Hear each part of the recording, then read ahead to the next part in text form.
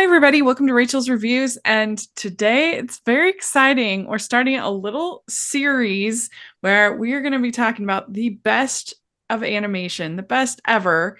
And I have done the top 50 animation twice, and I'll put a link down if people want to watch those videos. But I was thinking of doing it again and didn't want to do it all by myself this time. So Mat Brunet came on and agreed to join me for a series of episodes where we're going to talk about our favorite animated films of all time. So thank you so Yeah. much, Matt. Hey, you're welcome. Hey, pleasure to be here. And I mean, it's not every day that we get to talk about like our favorite animated movies, and especially with this climate of the internet, like it definitely needs more positivity and like Yeah, why not talk about some of the things we really do yeah, enjoy? yeah. It's true. And I don't know, what is it for you that in your mind makes something truly timeless? Something that will be one of your favorites. And we weren't talking about the best, we're just talking about favorites for this. But what's something that for you makes something really timeless?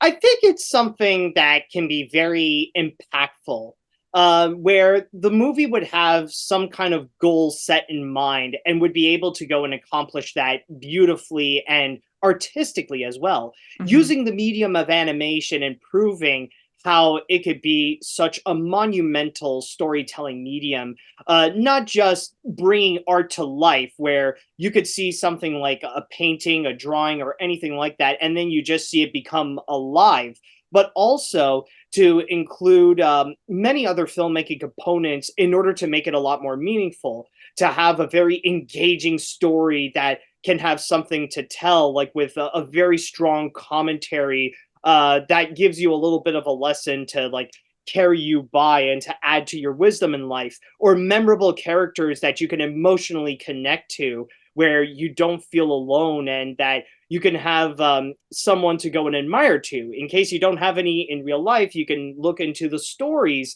to give you some heroes and to give you some inspiration. And also other stuff such as music that can carry you onto this journey and really help out to enhance the tone. So there's a lot of components, but there are many ways, and like you will see here, great examples of how animation can do that and is able to create such wonderful features. Yeah. Yeah, it's something that speaks to you at different ages as well. A lot of these we think of that we first experienced as kids, as children, but then it's like you have a different experience as an adult watching the art, watching the stories, watching the characters. I think that makes something truly timeless Mm-hmm. too. Yeah, yeah. Well, today we are kind of tackling the big kahuna first. And instead of just doing a top 50, we decided to kind of break it up into categories. And so for our first top 10 ranking, we are doing Disney Pixar. So that was a huge thing to take on and try to narrow down. Yeah, it's like a whole, like with Disney and Pixar's movies, they're like a whole category in itself. So instead of just mixing it with like the best 2D films or the best 3D films, let's just have like one Yeah. whole genre that's just Disney and Pixar, at least to give the others a chance, you know? Yeah. Yeah. And what do you think it is that Disney, over the course of the history of the company, of course, they've had their highs and their lows, but what do you think that they do particularly special that makes them stand out? I think it's just the way that not only how they would go and pioneer the medium, like to really take it to new heights, but also it's just it's kind of like this signature charm that they would go and deliver that no one else could possibly go and create. Yeah. Rather it be taking fairy tale stories or even making just their own stories, that there's something about them that they know about the importance of making memorable characters to follow along the journey, and whenever it's a musical, they really do their best to really make it like standout moments, to really feel like a Broadway production just brought onto animation. So and not to mention like with the stories as well, how they can help like make it very engaging and creating these very unique worlds, unlike anything that we have seen. That these are the people that often we look up to Disney, and like even later on with Pixar, that they would set the standards of how animation can be. And of course, you have mentioned they do have their highs and lows. Sometimes, like when they're at their prime, they can be amazing, but sometimes like they can also have their low points that they have that there are others that can be more admirable than them at the time, like we've seen it like in the 70s and the 80s, the 2000s, and some people could even debate even right now with the 2020s.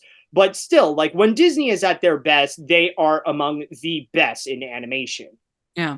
There's a heart and soul to the good and even some of the meh Disney movies that and you do for 99% of them you do feel like okay, people were really trying to make something beautiful and lovely and something that I've always admired about Walt Disney as a just human being is that he he never accepted like mediocrity. Like he was always pushing himself to try to do something.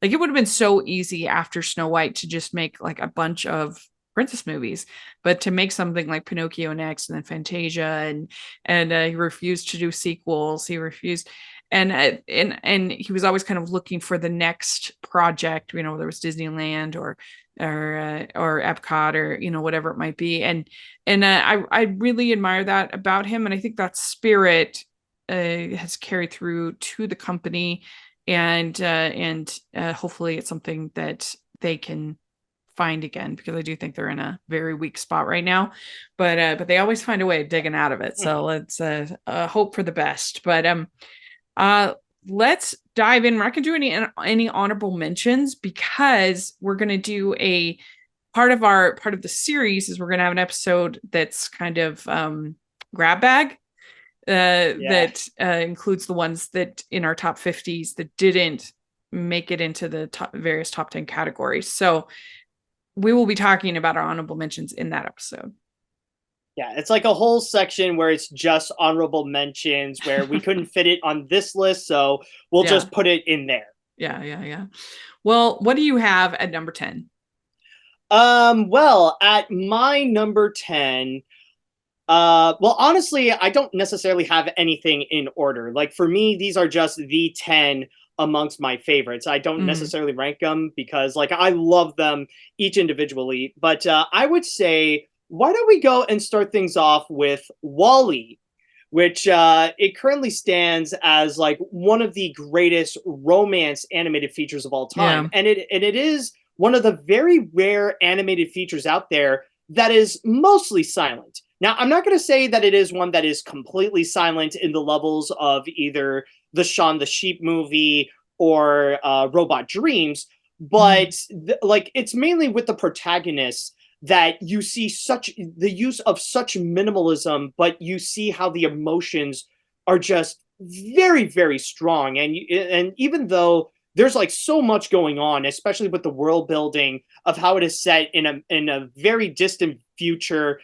in which pollution just took over the planet to the point that Earth has become inhabitable. So you do have that extra layer of an environmental message, but at its core, it's a love story. It's about the romance between this old age robot who has been lonely for literally centuries, and then this new fashion robot that he falls in love with. It's a very tender and very touching story that to this day, still, like I said, still stands as one of the greatest examples of romance, not just for animation but also for cinema. To see how the two would bond and especially go through everything, especially when they enter the giant ship, it's just a very beautiful picture. Yeah. Yeah, and I mean, Wally, it redeemed Hello Dolly for me because I'm not the biggest Hello Dolly fan, but it did Hello Dolly better than Hello Dolly. And with those songs, it only takes a moment for your whole life through, and absolutely beautiful. And the space dance scene is Oh yeah. stunning. And I like the journey that the captain goes on in the story that because I know a lot of people the second half isn't as good as the first half, and that's fair. When he finally realizes that he could live a better life, a full life, he doesn't have to live like this, and I think it's moving. I like it. Yeah, that is kind of an extra commentary that, like, honestly, I never really thought of, but that is true with the captain, where Yeah, he pretty much emphasizes the big difference between surviving and living. Because yeah, the whole by and large ship is just meant for people to survive, and yeah, that's it. It's just survive and consume. That's all that it is. yeah. In a way, it's kind of stuck in its own capitalist system. But Mm-hmm. then but then the captain is introduced to like all these concepts of how Earth was before it got so polluted and so corrupted, and it gives him this need to go and actually want to live. That, like, one of the most impactful quotes in the film is that he would tell his wheel Otto, I don't want to survive, I want to live. Yeah, So there is that layer that also really packs a punch. yeah, yeah. That's a great pick. Well, my first one I want to talk about is a movie that I feel like a lot of people don't like. I don't know why, but for me, it's still one of my favorite anime films. It's Pixar's Up. Is a Ah. movie that I absolutely love. I have a weakness for movies about old people. I really love like movies about like crotchety old people. And I love Carl in this and Carl and Ellie's journey. And a lot of people say, oh, it's only good the first, that first opening montage and then it falls apart. I completely disagree. That obviously the married life is very moving and wonderful. But to me, I think the ending when he opens that adventure book and he sees the note from Lily and it says from Ellie, when he sees the note from Ellie and it says go on, have thanks for the great adventure, and he always thought that he wasn't good enough, that he didn't give her the life that she deserved, and he lived with this regret that hung over him for his whole life. And he realizes in that moment that she truly loved him. And to me, even just talking about it, I'm like, getting a little because I just think it's so moving and beautiful. And I mean you got to make it like somewhat fun, so I don't have a problem with the dogs or with Russell or Kevin, or I mean to me that's enjoyable. And the absolutely beautiful music from Michael Giacchino, and the I I think the the love story that permeates throughout is just so beautiful, and I just adore it. So Yeah, that's I'm definitely on your side with this one. Even though I don't have it on my list, I do agree Up is a fantastic feature. And yeah, like with the married life segment at the beginning, I mean, it's like a beautiful rendition showing like an entire life cycle of someone in love and like seeing their life and like a lot of their personal ups and downs that would occur as well, and even like how it would end up being heartbreaking. But yeah, at the end of the day, like this whole entire journey is about fulfilling a promise. In a way, there is kind of this element of love that is attached to it, because the big motivation of all this is to fulfill a promise that he wants to do for Ellie, and that is to go and be in I yeah, almost wanted to say Gravity Falls, but I know it's not that, but it's what's yeah. that area called? Something Falls. Yeah, like No, not Paradise Victoria Falls. Falls. Paradise Paradise Falls, Falls. yeah. Yeah, It's a yeah, like he wanted to go to Paradise Falls. And along the way, like the other characters I gotta say are also great. Like I really do enjoy the other ones as well. Like you got yeah, Russell, like the little Boy Scout, yeah. and then of course, you got Doug, who's Mhm. basically like literally what would it be like if a dog actually does talk, and Yeah. it would be exactly that. Bird, bird, bird. Yeah. Yeah. And I love the fact that once Carl realizes that Ellie really did love him and he can get over this regret, that's when he is able to basically become a father for Russell. And I love that scene when they're eating ice cream in front of Fenton's and talking about the cars, Mhm. and it's so good. Yeah, yeah, it's basically this reassurance that, yeah, like that moment is basically a reassurance that he could still have a life without Ellie. It's like Ellie is Yeah. giving him permission to like live his own life. He doesn't Yeah. necessarily have to be this married man. Also, like just a quick question. I'd like to ask, what are your personal thoughts about the animated shorts on Disney Plus, Doug Days? Yeah, I thought they were cute. I enjoyed them. And then Carl's date, I thought was enjoyable. I had a good time with that. Yeah. All right, that Yeah. yeah, I that's mean, nice. I mean, they're not like they're fine. They're cute, I thought. yeah, that's the thing. Like I know they're not as extravagant as like what we would get in Up, but I mean, it's truly wholesome content. I Yeah, would even yeah. say they're probably some of the most wholesome things you could find on Disney Plus next to Bluey. Yeah, I'd rather they do that than like a full-on sequel for Up. Mhm. I don't know. I don't need that. I don't think they can anymore, No. especially with the passing Oh, of yeah, Ed you're right. Asner. Yeah. Like what we I think like what we got with Doug Days and Carl's first date. I think those work well Yeah. as like the Up sequels. Yeah, I agree. Are you a fan of Rachel's reviews? Do you look forward to Family Movie Night, Female Film Critics panels, or the Talking Disney podcast? If so, please consider supporting the podcast by becoming a Patreon. As a patron, you get to access monthly events such as the watch-alongs and Q&As, where you get to talk to stars and find out the behind the scenes of the movie making industry. And you can pick what I review for Family Movie Night or even become a guest on the podcast. Podcasts and YouTube channels are expensive, and I really, really could use your help. I would so appreciate it. You also get to be a member of the Facebook group where we talk about all the films that we're seeing, and we have so much fun. Go to patreon.com/hallmarkies and select one of the Rachel's fan tiers. That's patreon.com/hallmarkies. All right. Well, what do you have next? My next up, let's see what we got here. Might as well stick into the theme of Pixar, and I'm gonna go with Inside Out.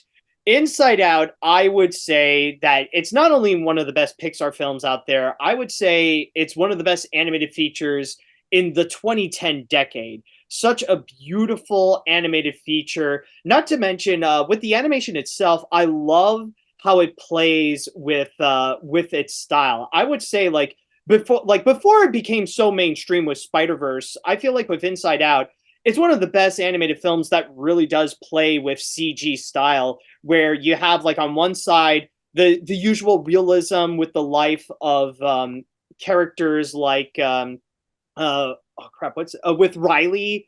Like you got Riley's life, you see how it is like trying to adapt into her new life in San Francisco and stuff like that. And then on the inside, like you get the more stylized look that's more colorful, that's more abstract, with all the emotions coming together. Like a lot of I remember a lot of psychologists gave massive praise to Inside Out because it is a great representation of what emotionally happens inside the mind, where everybody can comprehend, even children can comprehend this, where it's basically like a bunch of goofy characters taking control of your head, and like different emotions are the ones who are in charge in terms of how you would go and react to a specific position, or in a specific situation. And like you see a variety how like many of the others play well, especially like with joy, sadness, anger, fear, and disgust. And they even go into some more complex emotions of what happens, like you really do see a stage of like grief and depression when both sadness and joy are just absent in your mind. And then you're just left with like the others trying to go and take the wheel. And then you see this whole journey for joy and sadness to go, to go back and try to take the wheel for Riley. But also, another beautiful thing about Inside Out is that it's one of the rare movies that tells you that it is okay to be sad. Because usually a lot, like in the past, a lot of features and like a lot of people would tell you, like don't cry, don't be sad or anything like that. But this is a movie where it tells you that it is okay to be sad. It is okay to cry.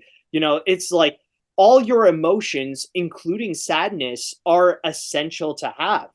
And it's okay to have all these feelings that are in your head, whether it be positive or negative. And sometimes like there is some beauty that can come out of sadness, which one of the great scenes I do remember is at the end when you do see that first moment where we have that combined core memory where it has both elements of joy and sadness, and from then on you see like these combination, like you see how their entire room is just filled with like these combo orbs of like two different emotions, and overall it's just a great, just a wonderful picture that talks about how the mind works and showing us this fun little journey about about like the enjoy just basically how you're talking.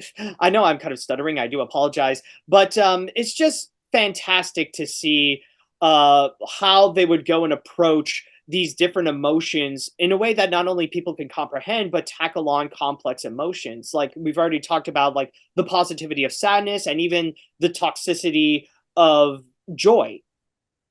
Yeah.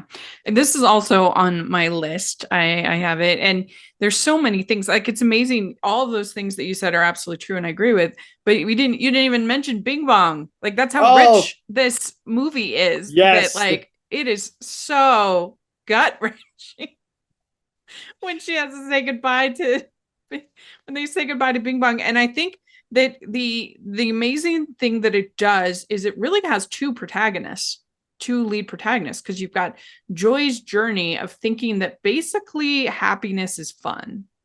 Mhm. Happiness is smiles and fun. And by the end, she has come to this deeper, richer understanding.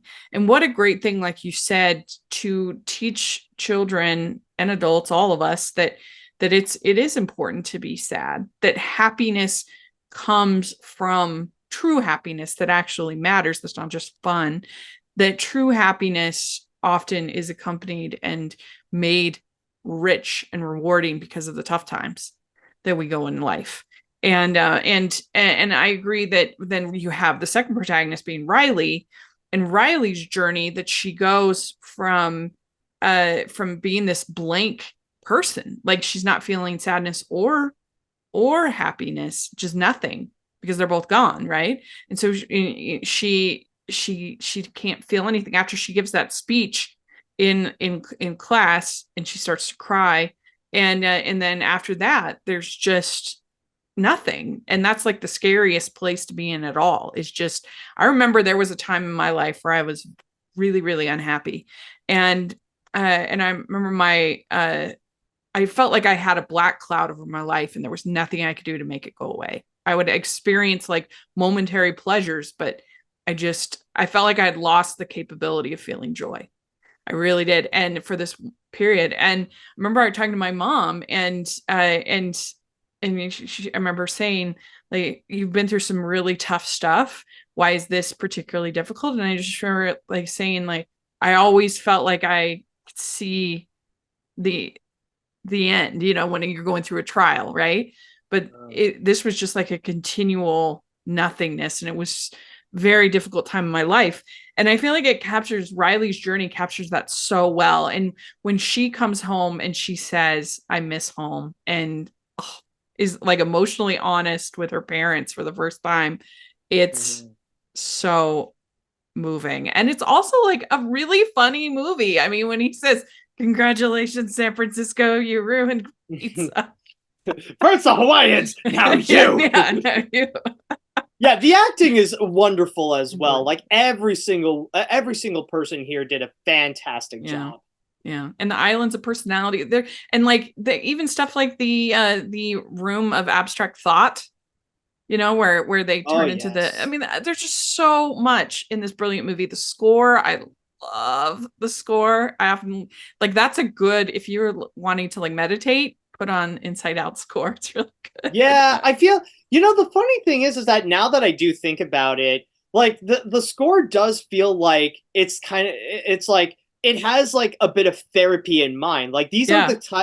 these are like when you listen to the soundtrack, it does sound like the kind of therapy the kind of therapeutic music that you would put in, rather it be like lo-fi stuff or EMDR therapy. Like it has kind of that vibe where it's meant to go and be relaxing to soothe you into your mind and to like clear whatever negativity you may have. Yeah, yeah.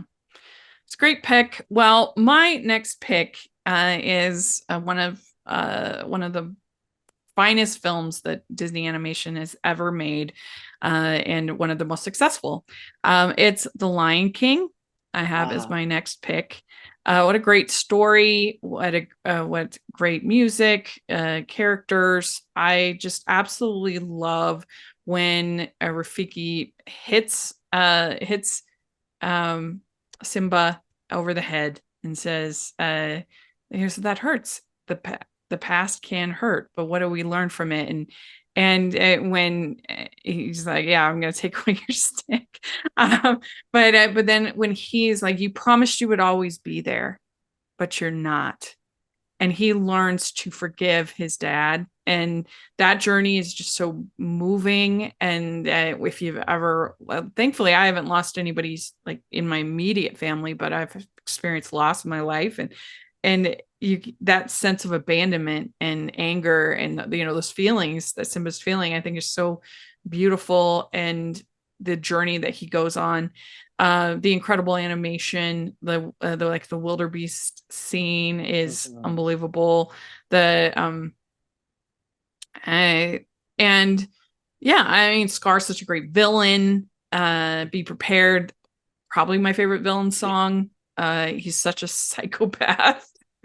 Oh, of course. and and I, we kind of maybe roll our eyes a little bit at Hakuna Matata, but like if you're a kid, that stuff slaps. It's hilarious and really fun. And the only thing I don't like in The Lion King is I hate the introduction to "Can You Feel the Love Tonight?" It's beautiful, love song. And I can see what's happening, and they don't have a clue. I hate that. Yeah. But other than that, I think it's pretty close to perfect. It's a great movie. Yeah, I mean, what is there to say about The Lion King that hasn't been said? I mean, Yeah. we are talking about literally one of the most iconic animated features of Yeah. all time. And it's kind of crazy to think about the behind the scenes story about it because Yeah. at Disney, it was like their B movie. Right. They were highly motivated after the success of Beauty and the Beast that they were thinking, okay, our next best picture movie is going to be Right. Pocahontas, and then they just got like I was like, oh yeah, we also got this little like talking animals film or whatever. But Yeah, it it's really turns, like the Bad News Bears of Disney, which is really it, good. Yeah. yeah, exactly. It's kind of like this weird underdog story Yeah. in a way. Yeah. But like the more they would get into it, the more like it kind of grew a life of its own, and just Hmm. I feel like it's something where everything about it has become so iconic, from the Yeah. music to the beautiful animation, to the timeless characters that they are featured, and like the way that it can surprise people, that not only with the animated film, but it's able to go and adapt extremely well onto other mediums. Well, okay, maybe not all of them, of course, because there is still that, well, the live action remake Right. in which we got with the emotionless animals. It's like, Terrible. no, Simba. Terrible. Oh no. That somehow was Yeah. longer. I still don't understand how that movie was longer than Well, the original. Like, we gotta have that extra padding where we see the journey of that little tuft of hair and how so it far. entered into a giraffe and turned into poop and then rolled down into Yeah. Rafiki or something. Like that's the extra padding, and then we gotta have Bizarre. that beyond that extra like Beyonce song like. But it wasn't even like they were just like walking. It wasn't even like I thought, okay, this is gonna be like a new "I Want" song or a moment. But no shit, they were just like it was so weird to me. Yeah, I mean, yeah, Honestly, it's that's hilarious.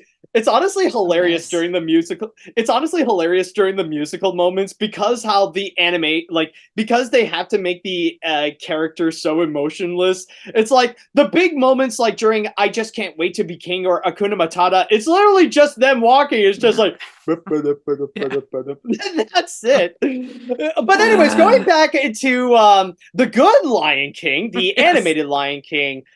like it's hard to find anything that I can add that hasn't already been said. Like even like I would even say like the comedy is well placed as well. Yeah. Like you would think like with Timon and Pumbaa, like they would just damp the mood with being like the obvious comic relief, but no, like even their contribution is a lot of fun as well. And I mean, with everything about it, like just even like with the more like you've already mentioned about some of the commentary and some of the wisdom that it would go passed down. Like when you would go and rewatch it and you listen to the words of what Mufasa or what Rafiki would say, like they are legit morals that are important in life to go and Yeah. remember to Yeah. go and like carry with you. Even like the whole thing about remembering who you are, about your, like what you are meant to, like what you are meant to be. Yeah. Like try, there is that option that you could go and like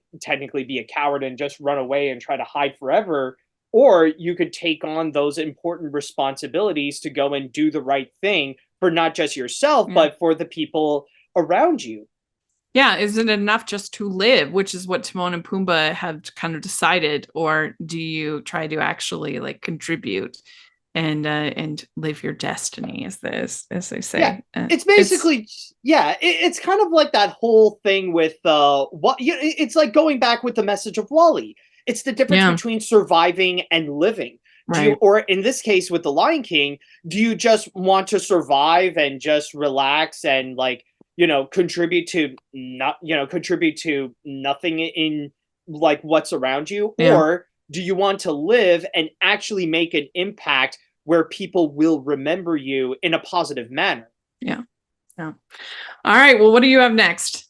My next up, well, I might as well go and clear out all, well, not all the Pixar films, but another one I want to mention is actually a pretty recent one, is Soul. So now Mm, interesting. I recently rewatched Soul, which it came out on the big screen not too long ago. And my God, does it serve as a fresh reminder of how this is so far one of the best animated features that we've gotten this decade. It discusses about the meaning of life in a way.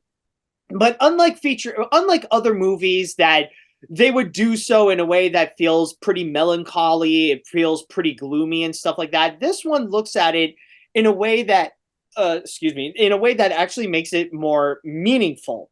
And I know there's been some criticisms here and there in regards to Soul, especially when you would see when you see 22 and Joe, suddenly they would not be in the right bodies, where Joe is in the cat and then you got, well, Tina Fey voicing a black character for most of the time.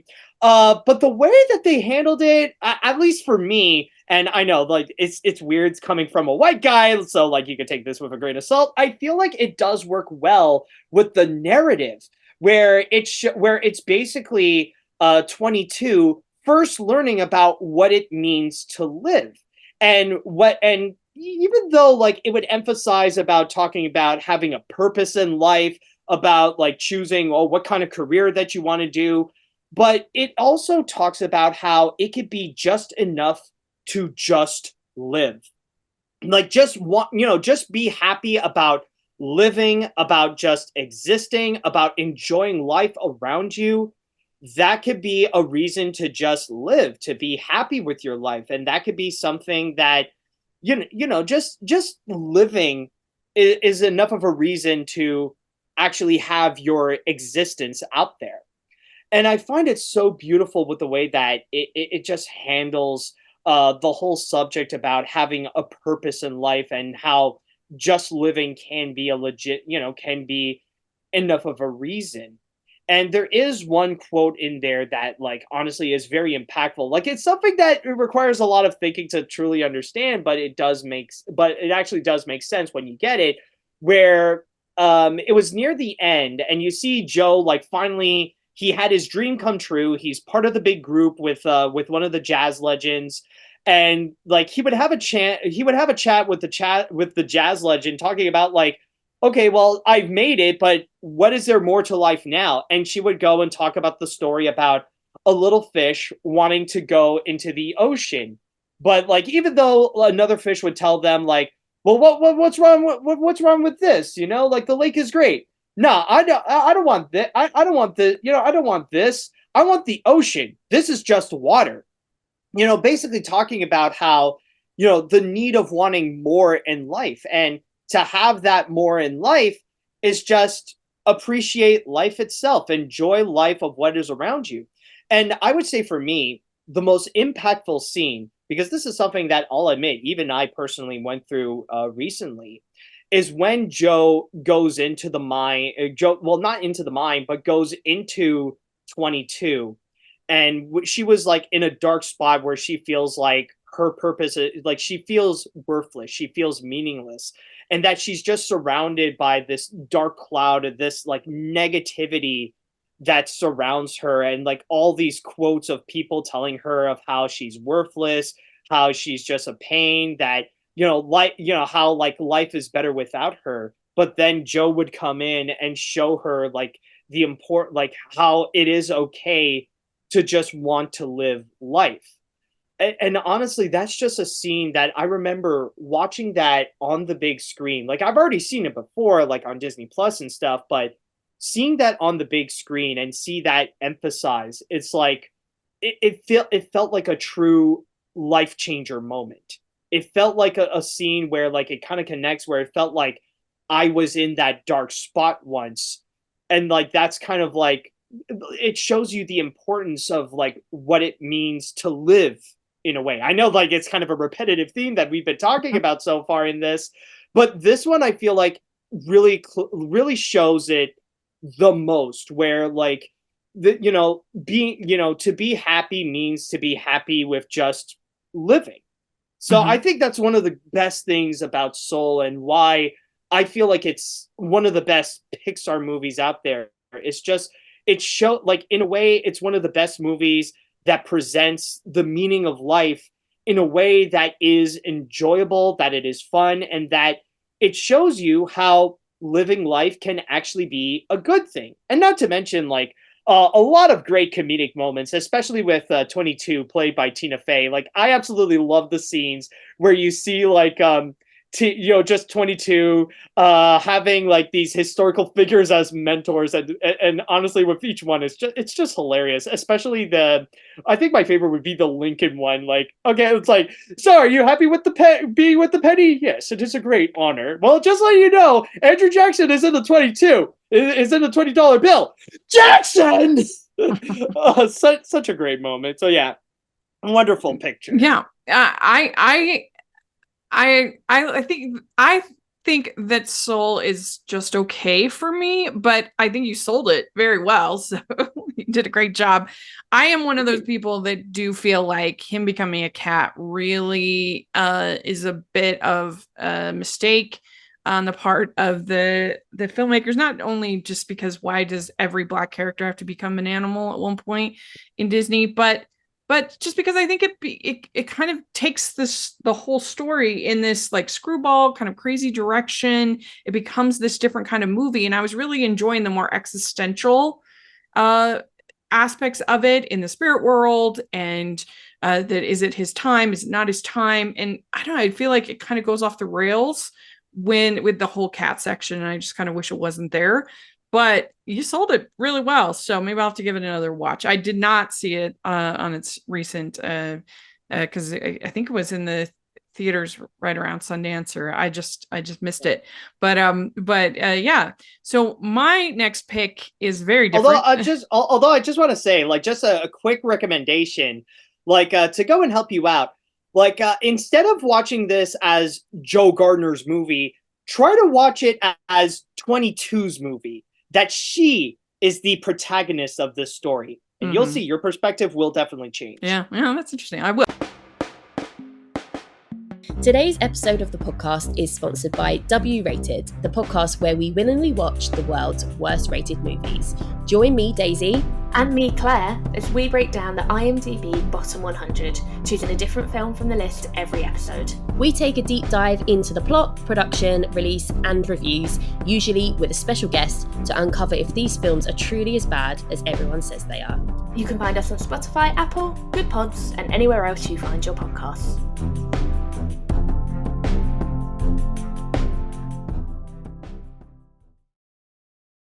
So I have next, I totally different than your last pick, but I have 101 Dalmatians as my next pick.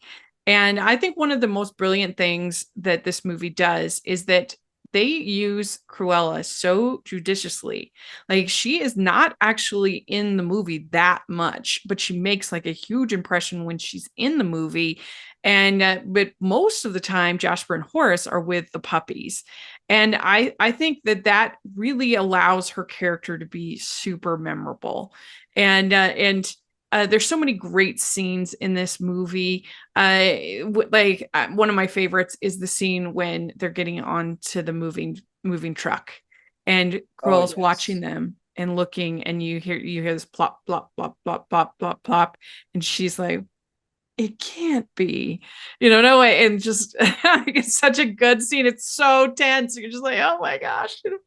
And it's great. I think it manages to balance tone so well, be funny, be genuinely tense, be everything. I mean, even little things like the whole what's my crime show, like little things like that are so fun.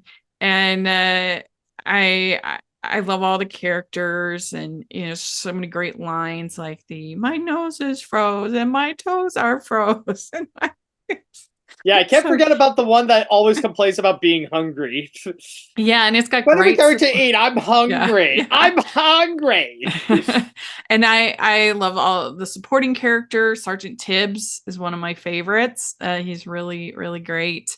That scene when Jasper is corning them, and you've got Sergeant Tibbs in front of all the puppies, and into the corner, and the look of panic and fear on their face is really great. And it's definitely the best use of the Xerox style, because what a brilliant to have a style that emphasizes hard lines and black and white borders and lines, to have it be about Dalmatians.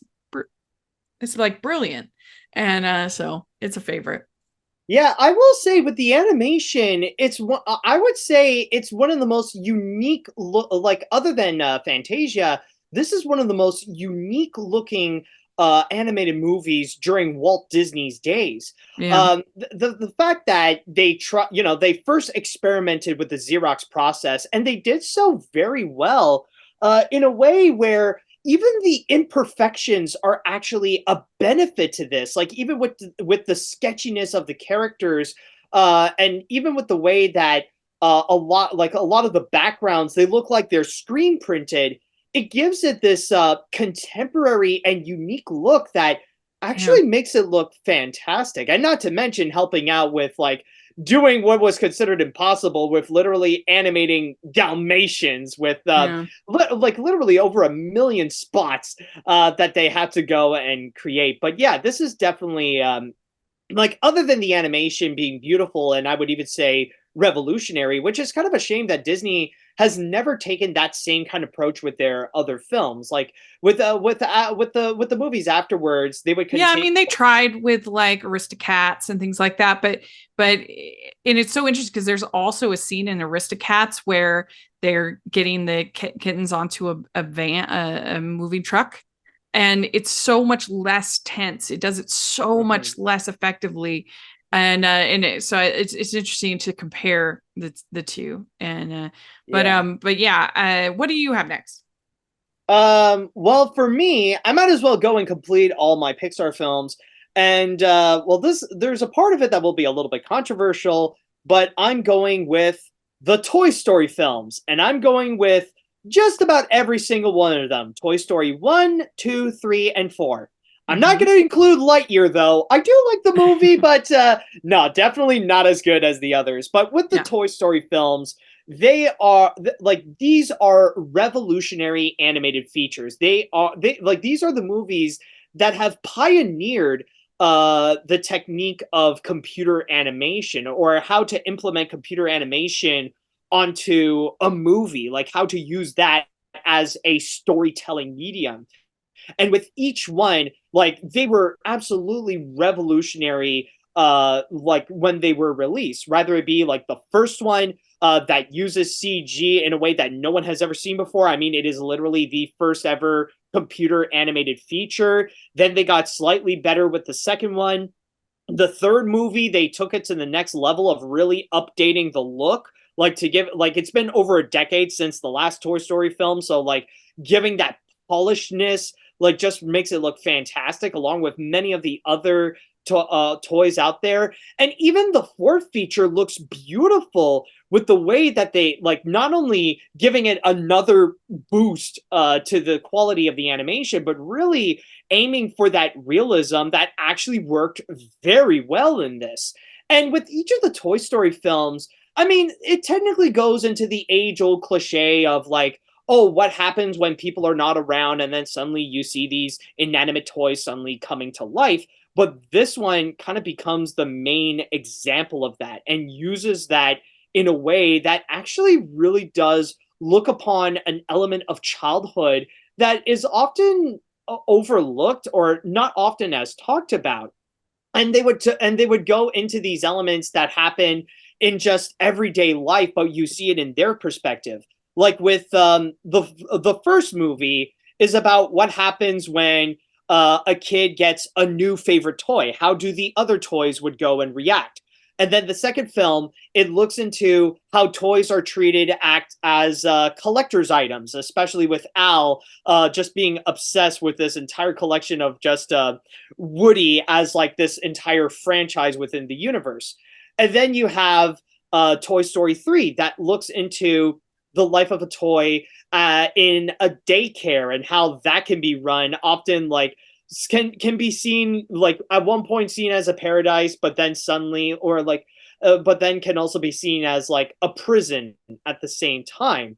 And then there is also the fourth movie that looks into what happened, like the life of a lost toy, like a toy that has been fully abandoned as a kid, and how they can go and try to survive life. Or like when you would see them in a boutique shop, or like even as carnival toys and stuff like that. Like you see different stages of toys, and not to mention the character of Woody throughout these entire films. I think like Woody is the one central character that you see like just highly evolve in each and every single feature, where like you would see Woody and like have his jealousy and like his jealousy and anger get the best of him in the first film, and then you see Woody like realizing like the importance of his image, like first learning about Woody's Roundup as a franchise. And then you would get the third movie in which he learns about moving on from the original owner, like what happens when the owner grows up, and like what kind of relationship would that be, you know, what kind of relationship would that be, and like the purpose of a toy after the kid would grow up. And then finally you have the fourth movie about learning about like what about life after being a toy. Like, is there more to just being a toy? And Woody kind of like, in a way, Woody has a bit of an existential crisis where like he's no longer wanted as a toy. Like Bonnie doesn't like him as much as Andy. So in a way, it's kind of like discovering life outside of like the regular purpose as a toy, and Bo Peep would go and help him out with that. So honestly, with the Toy Story movies, all four of them are just wonderful examples of the capabilities of what animation can do as a storytelling medium, and especially with the storytelling itself, how they would go and introduce like these never thought of concepts. Like honestly, the Toy Story films are some of the greatest examples of animated features. And like what we said at the beginning, the kind of movies that shows how animation can be a legitimate storytelling medium. Yeah. Yeah, I have the original Toy Story on my list, and I agree with everything you said, and the way that it builds up Woody's character, and the way that that somebody can be in your head and kind of drive you crazy, and they're completely oblivious. They have no idea of what they're doing, and I think that it captures that so well. We forget that that first Toy Story movie was nominated for best screenplay, and how wonderful that screenplay is, and the that it's basically this buddy kind of friendship movie. And I always really respond to themes of friendship in movies. That's an easy win for me. And when he gets to that point where you are a toy, you are an action figure, you're a child's plaything, it's so well done. I mean, some of the best voice acting that we've ever seen. Also, great music, and so yeah, it's a great film. One of my all-time favorites. We'd like to take a second and thank our sponsor for this episode of the podcast. It's the Hallmarkies merch store. Are you looking for that perfect gift for the postable, hardy, or Hallmarky in your life? What about getting that t-shirt or hoodie that will help you stand out at your next holiday party? Now is the time to check out the Hallmarkies merch store. Full of festive designs by artists like Jessica Miller, Carrie from Hallmark Comics, and more. You can even have more than just shirts, but totes, cell phone cases, notebooks, mugs, and more. And it isn't just Hallmark. We have designs for Anna Green Gables, Man from Snowy River, The Nanny, and more. Every purchase at the merch store goes to help support the podcast and allows us to make the great content you know and love. There are frequent sales, so go to tpublic.com/stores/Hallmarkies or see the link in the description. That's tpublic.com/stores/Hallmarkies. Well, next I have maybe the most experimental film that Disney has ever done. And it's a totally unique experience. It's true, like it's as close, I think, as Disney has ever gotten of like cinema with a capital C, of being something that's a like truly transportive experience, and that's Fantasia. And the quality of the animation, the difference in the animation between each of the shorts is just so incredible to watch. And as somebody who loves music, it's just neat to see what these animators came up with to accompany these, this beautiful music. And it's an experience that like no other. There's no other movie, even Fantasia 2000, not quite the same, of sitting down and watching a concert. It's like going to the symphony, and it's just something really special. Oh yeah. Now, I've already said this a few times before in the past. Fantasia is not only my favorite animated movie, it is my favorite movie, period. It is possibly the greatest example of what you can do with animation, because there isn't necessarily a story going on with Fantasia or an overall arcing story. The point of Fantasia is to prove the combination of music and animation, taking classical pieces of music that people are familiar with and use that as a way to drive the animation, as a way to present what you can do with the medium in many different ways. Like you could do abstract, like Toccata and Fugue, where like it's literally just lines, shapes, and colors just being presented. Then you also have slice of life stories where it doesn't necessarily have a plot, but it's more emphasized on the world building. Rather it be like with Rite of Spring with the dinosaurs. Or you also have the Pastoral Symphony with Greek mythology coming to life. And then, of course, you have the one linear story, and the most famous of them all, The Sorcerer's Apprentice, in which is also one of the best examples of using Mickey Mouse as a character. And from there, just the way that it is all presented, it's like it's some of the best that you could find in Disney animation. It is very experimental, but it is an experiment. It's an experiment that worked beautifully well. Maybe not appreciated when it first came out, but over time, like the artistry has been discovered, and like it's it's one of the greatest. Like I said, one of the greatest pieces of animation that Yeah. you could find. I adore this movie so much. Yeah. And I get emotional when I watch Night on Bald Mountain, Ave Maria, when you've just gone from all of this chaos of the literal devil, and then all of a sudden where it's calm and there's this peace, Yeah. and it's Ave Maria and the candles and the lights and it's just a beautiful experience. And if you allow yourself to get caught up in the artistry, it's something you'll never forget. Actually, can I show you something? Give me a sec. I want to show you something. This is a Christmas. This is this is a Christmas gift that I have received from one of my best friends. Is this right over here? I don't know if you could see. Well, okay, so like, I don't know, the blurring function on Zoom is not really helping me out. But what I have in my hands is actually a historical book. This is a book about the making of Fantasia, and this was actually released in 1940.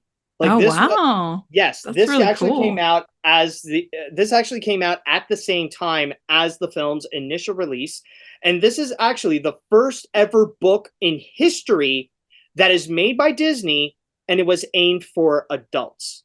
And I mean, I would love to go into the pages, but again, this is literally an 80-year-old book, so I don't really want to like mess with it too much. Right. But yeah, honestly, That's this cool. is like one of the best things that I ever own. But it show like this is just to show how much I love Fantasia, and yeah, it's a testament to the medium.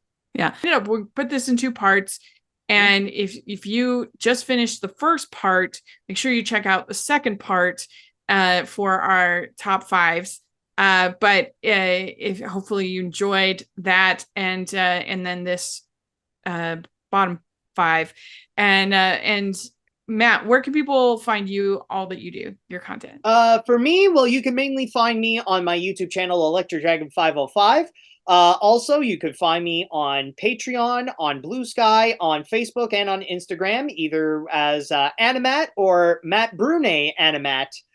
And yeah, I think that's all I could put in. Yes, and you can find me at Rachel's Reviews all over social media, iTunes, YouTube, and on Rotten Tomatoes, so check that out. And if you are listening on iTunes, please leave your ratings and reviews. That really helps a lot. And if you are watching on YouTube, please give the video a thumbs up, subscribe to the channel. Appreciate that so much. Also have the Patreon group and merch store. We can get hashtag Animation Junkie shirts, so take a look at that. And like I said, if you are just finishing the first part, make sure you listen to the second part. And thanks again so much for doing this. This was a lot of fun. And make sure you check out the rest of the series where we're going to talk about Beyond Disney. It's going to be fun. Of course. All right. Bye, everyone. See you later, dudes. Yeah.